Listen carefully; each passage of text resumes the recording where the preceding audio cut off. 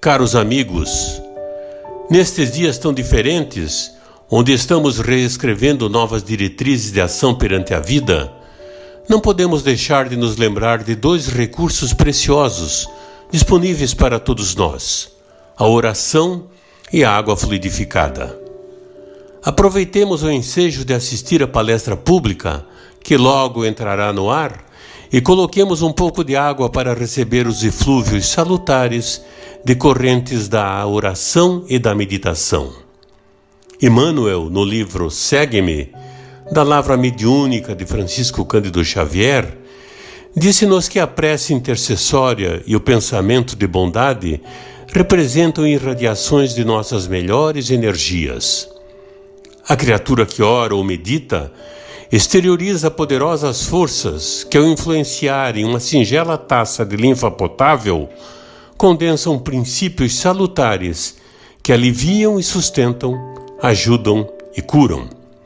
Aproveitemos, pois, esses instantes de profundas reflexões sobre os valores reais da vida para recolher estas bênçãos num pequeno gole de água pura que, de igual forma como aquelas que recebíamos nas nossas casas espíritas, irão dessedentar nossas almas e corações.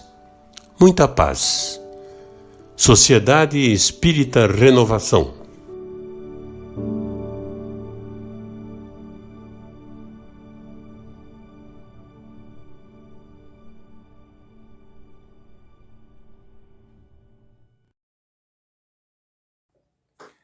Olá, nossos amigos da SER, nossos amigos espíritas.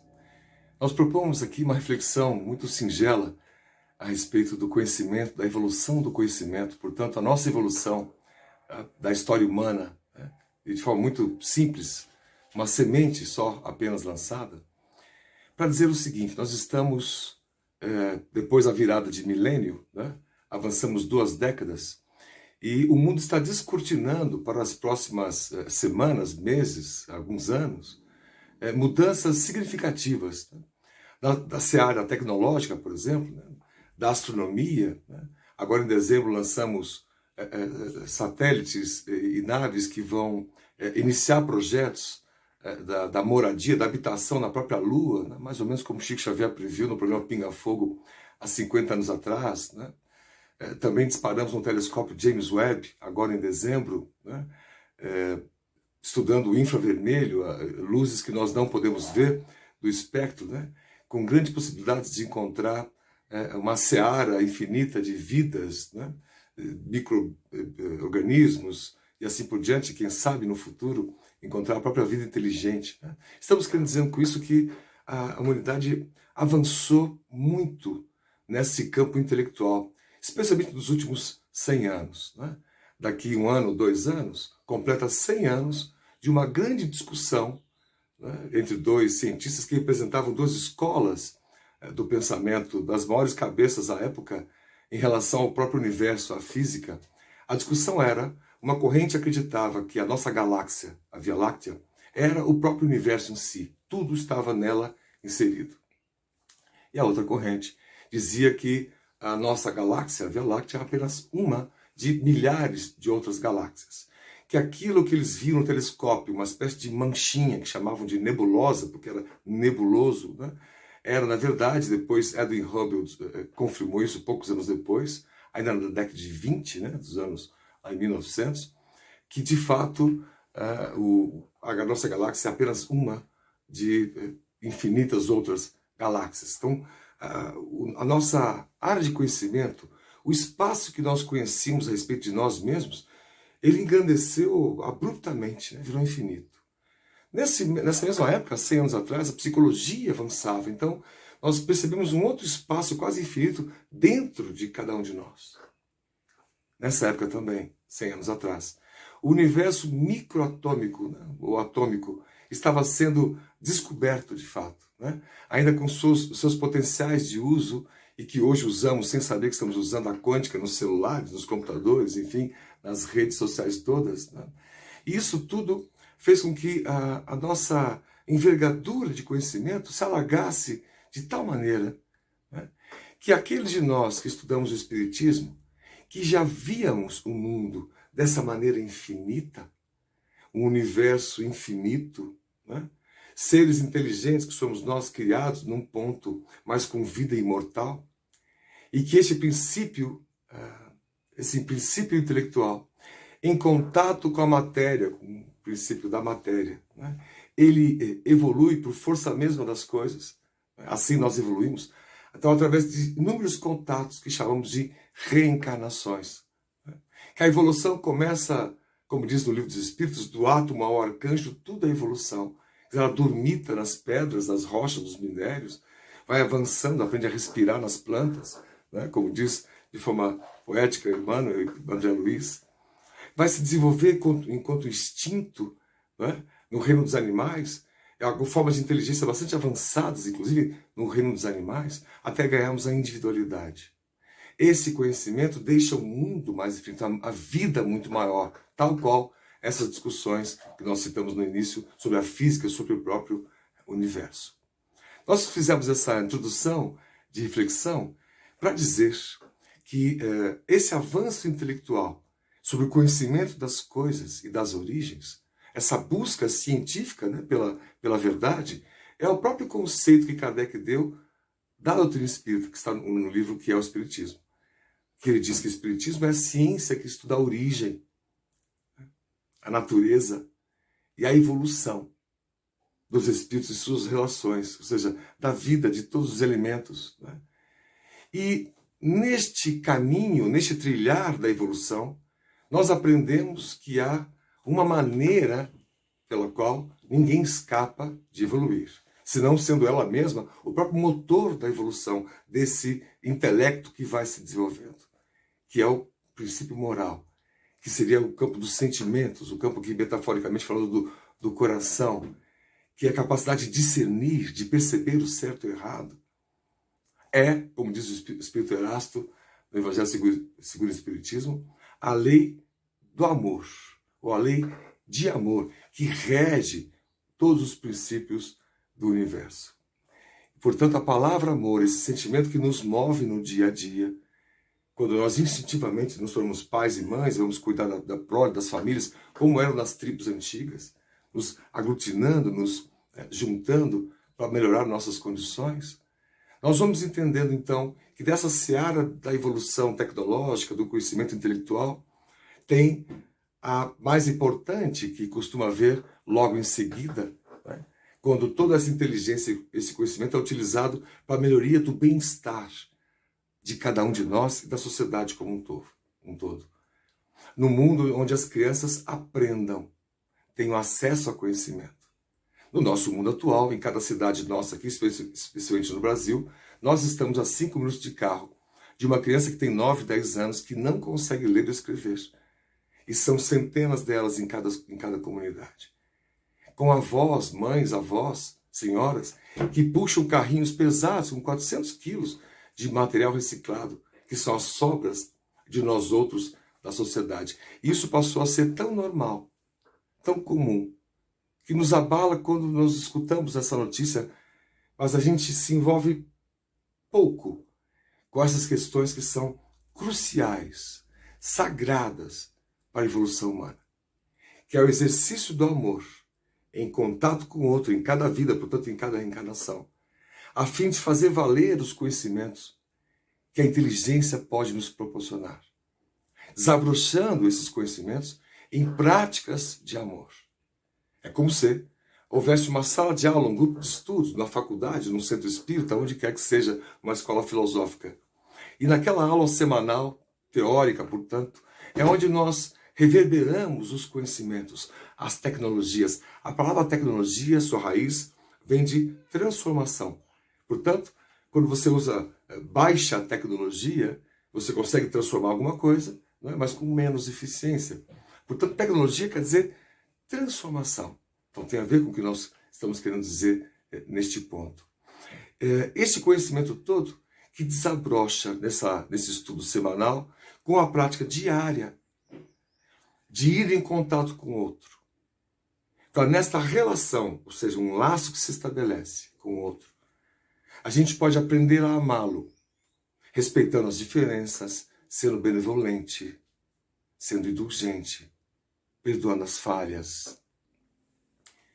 E este modelo de regra moral, nós aprendemos das revelações, desde a lei de Moisés, que revela ali um conjunto de regras de bem proceder, semelhante à corrente a senda das 8 trilhas do budismo, o falar corretamente, o agir corretamente, o pensar corretamente em relação ao outro. E mais uma coisa significativa demais o Espiritismo nos ensina, é que das revelações, a grande revelação é de que Jesus, esse Espírito crístico, é o nosso modelo e guia, é quem nos protege, nos cuida, e é quem nos exemplifica que tipo de vida e caminho nós temos que seguir. Portanto, a busca do conhecimento, da intelectualidade, tem que estar conectada com a vida deste personagem que mudou a história, porque ele é a própria história em si. Nós vimos no livro A Caminho da Luz, de Chico Xavier para o Espírito Emmanuel, a grandeza de Jesus, já na formação do orbe terrestre. Então você veja que esses conhecimentos que nós citamos, que ampliam nossa visão de mundo, que deixaram o universo infinito, que descobrimos a nossa psicologia profunda, que descobrimos o mundo do microcosmo, toda uma vida que rege as demais vidas no mundo dos átomos. É como se, no contato com a doutrina espírita, nós visualizássemos a vida também dessa forma ampliada, infinita. A vida não é uma só. Como diz por aí, a vida é uma só. Aproveite o dia, o carpe diem. Aproveite o dia, carpe diem, da maneira melhor, que esteja conectada, relacionada com a vida do nosso Mestre, Jesus. E aqui, portanto, que é o nosso objetivo da reflexão. A vida de Jesus foi inteiramente entregue para o benefício das pessoas. Aí nós podemos dizer, ora, nós podemos entender a grandeza desse rei solar, como diz Joana de Anjos, que é Jesus, mas na minha pequenez, hoje aqui, na minha limitação, não consigo fazer igual. De repente, passar a amar as pessoas e me dedicar só a elas. Eu tenho uma tendência instintiva a dedicar a mim, a minha família, aos meus filhos consanguíneos, e não às outras crianças, a outras senhoras. Por mais que elas passem necessidades, fome e tenham as suas demandas, quem sou eu para atender? É um pensamento que nós temos. E para isso, de forma magnânima, Jesus chama para o seu apostolado, ou seja, aquelas figuras que iriam divulgar, vulgo, quer dizer povo, né, tornar popular as histórias que eles viveram, ou poucas histórias que eles viveram, que estão consubstanciadas nos evangelhos que nós conhecemos, que foram escritos algumas décadas depois da morte de Jesus. Hoje em dia, a gente vê um aventureiro que faz uma travessia do mar, fica um mês no barco, escreve um livro de 300 páginas, com histórias maravilhosas. Vamos imaginar 3 anos e meio, onde há histórias maravilhosas todos os dias. Os livros sobre a história de Jesus teriam milhares de páginas.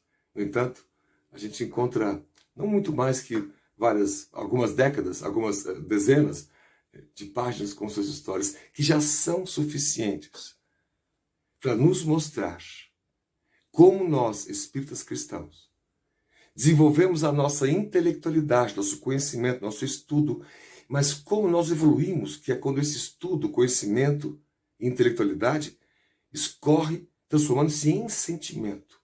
E o amor é o sentimento por excelência, como está no Evangelho segundo o Espiritismo.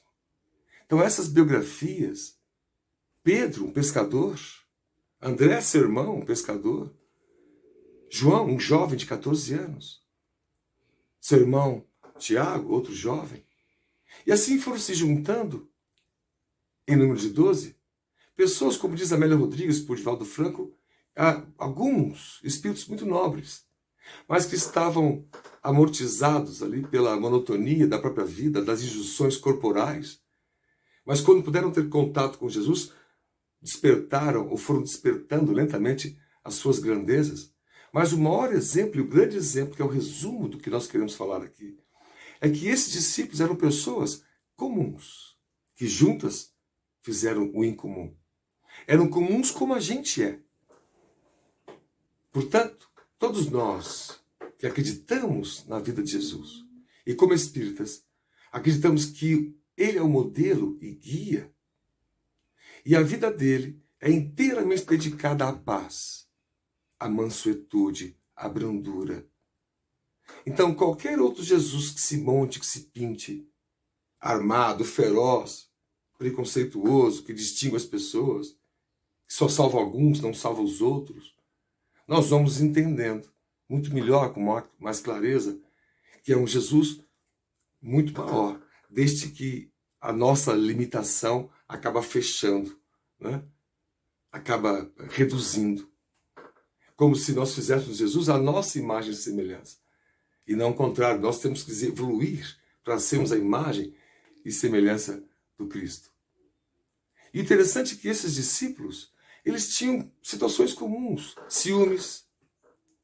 A mãe, a esposa de Zebedeu, filha de dois deles, Tiago, João, disse: Senhor, como toda mãe, o Senhor tem um lugar à sua direita para um filho meu, à sua esquerda para outro filho meu, que já havia tantos outros seguidores, querendo como mãe que os dois tivessem um lugarzinho especial ao lado do Cristo. E ele dá uma lição muito carinhosa, né? Dizendo que maior é aquele que mais serve, que os últimos serão os primeiros.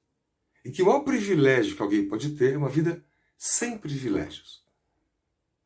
Eles seguiram com as suas rupturas, né, ali entre os discípulos, né, as discussões entre eles.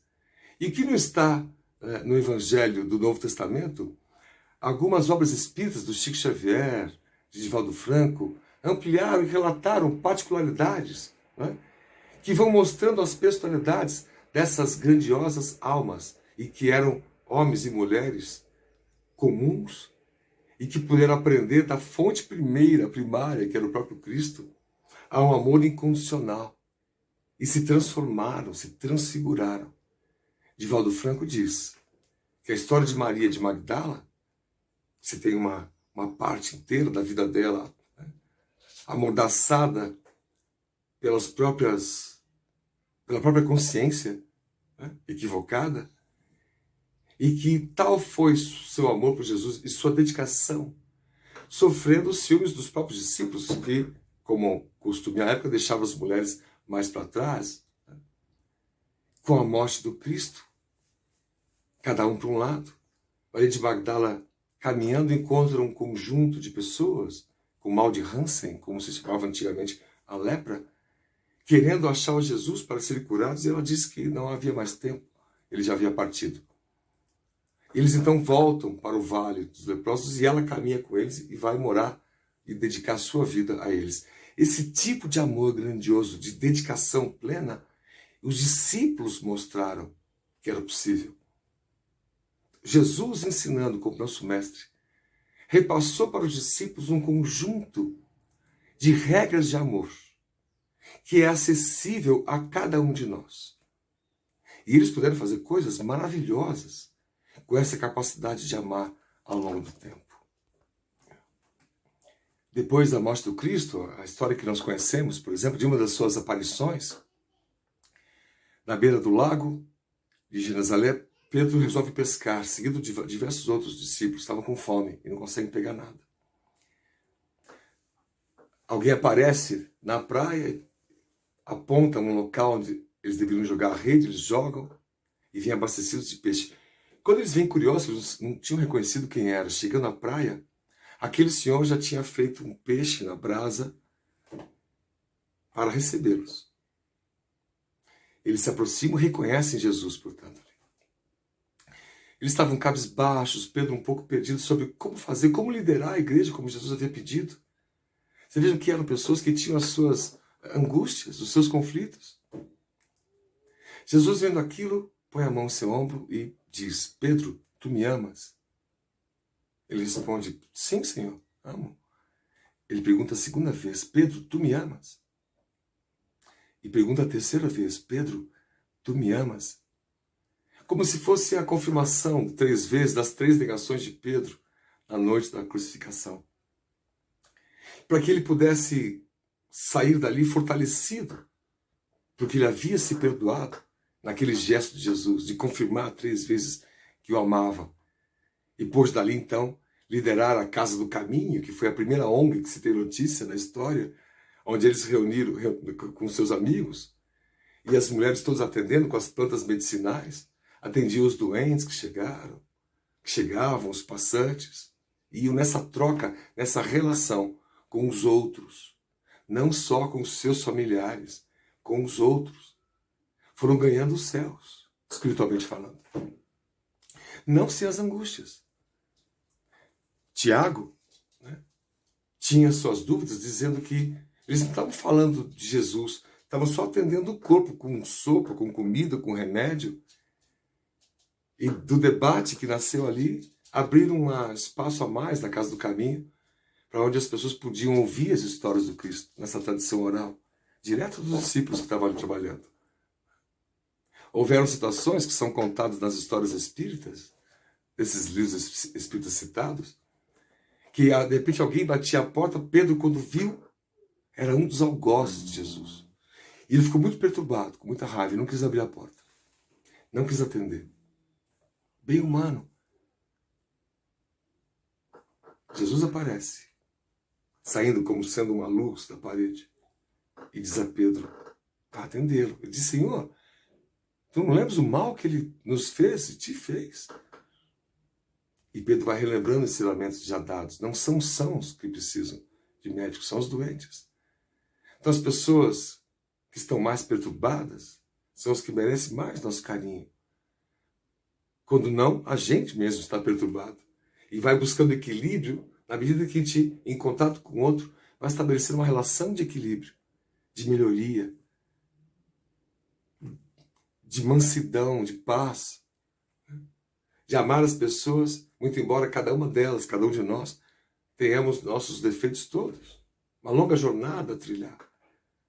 Que a gente aprenda nas polaridades que o mundo vive, que a única polaridade possível na matéria conhecida é a energia sexual masculina e a energia sexual feminina, que Jung estudou no Ânima e no Animus, e nós entendemos na doutrina espírita, que são polaridades que este espírito se utiliza ao longo dos séculos, das encarnações, para evoluir de forma completa, buscando a razão e a emoção nas suas plenitudes.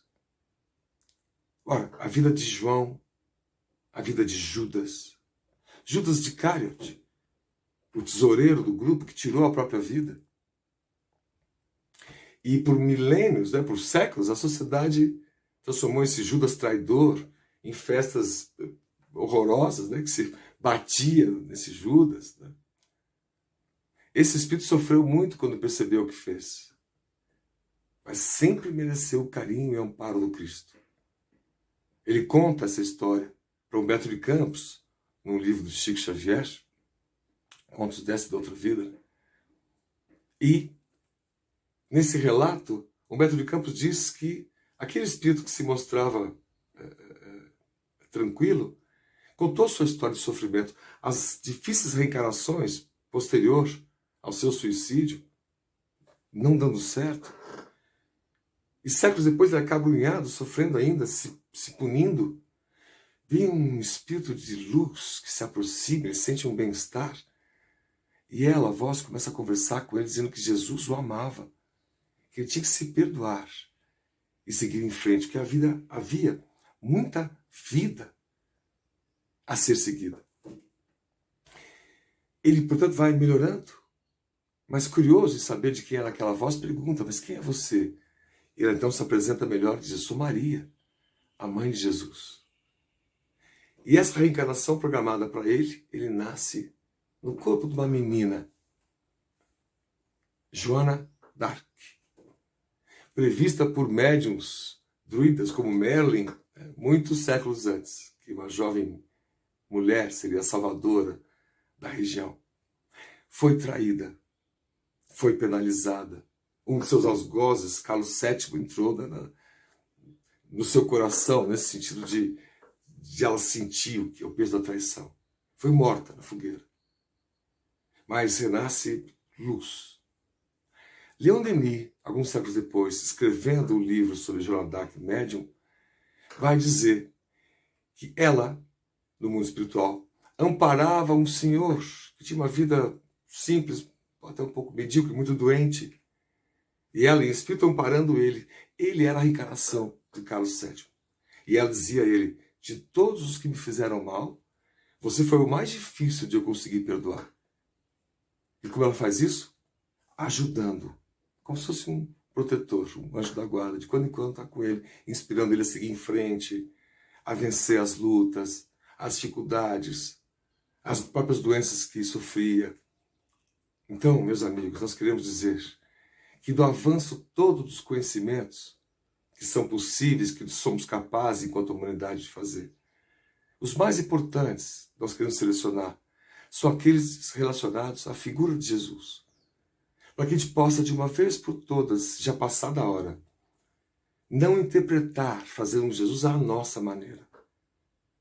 Jesus lidava com todos, especialmente com os mais simples. Com os doentes mentais, os enlouquecidos, os desvairados. Todos aqueles que a sociedade ainda hoje costuma tentar expurgar, era a predileção desse treino de amor que ele fazia os discípulos e todos os seguidores a passarem por isso. Então, essa luz, essa iluminação que a gente recebe quando vai entendendo que nós evoluímos quando nos doamos ao outro. Não quando doamos algo ao outro. A caridade que falava Kardec é exatamente este espírito dos discípulos de doarem-se aos outros, de amarem os inimigos, os algozes, como Jesus havia pedido a eles, como Jesus havia exemplificado a eles, e como todos eles buscaram exemplificar durante as suas vidas. Então, se sou eu, se é você, cada um de nós, somos discípulos do Cristo porque somos cristãos. E como espíritas entendemos este universo ampliado pelas obras espíritas infinito, a grandeza de Deus, nosso Pai, nossa Mãe, nossa força criadora, nós temos total condição de nos reaproximarmos com essa ideia benfazeja da caridade, com essa ideia de nós evoluirmos. A evolução é individual, é de cada um. E a gente evolui em contato com o outro, com o coletivo. Percebam a grandeza disso. Se eu estou no meio de um grupo, o grupo todos está errando, eu não evoluo como eles. Cada um evolui pelos seus méritos, pelos seus esforços que empreende para domar suas más inclinações. As biografias dos grandes cristãos foram todas recheadas de maledicências, de perseguições, de injustiças. Não queremos imaginar que aquele que resolve trabalhar para o Cristo, mergulhar de corpo e alma, não vai sofrer injunções, não vai sofrer maledicências, pré-julgamentos. A grandeza disso está em nunca devolver o mal com o mal, mas sempre reagir ao mal com a vibração do bem, como fazia Chico Xavier, como fazia Francisco de Assis, como faziam os discípulos todos, depois que aprenderam e tornaram prática a ideia de amar no dia a dia, e que todos nós aprendemos com o Mestre Jesus. Era essa simplicidade que nós queríamos deixar a todos, e o convite para que todos possam mergulhar nas causas sociais, nas causas que mudem o planeta, nas pessoas que têm nome, nas crianças que têm nome, têm necessidades que são urgentes e são para agora. E como Jesus diria, vem hoje, porque amanhã poderá ser tarde. Muita paz, muito amor, muito afeto.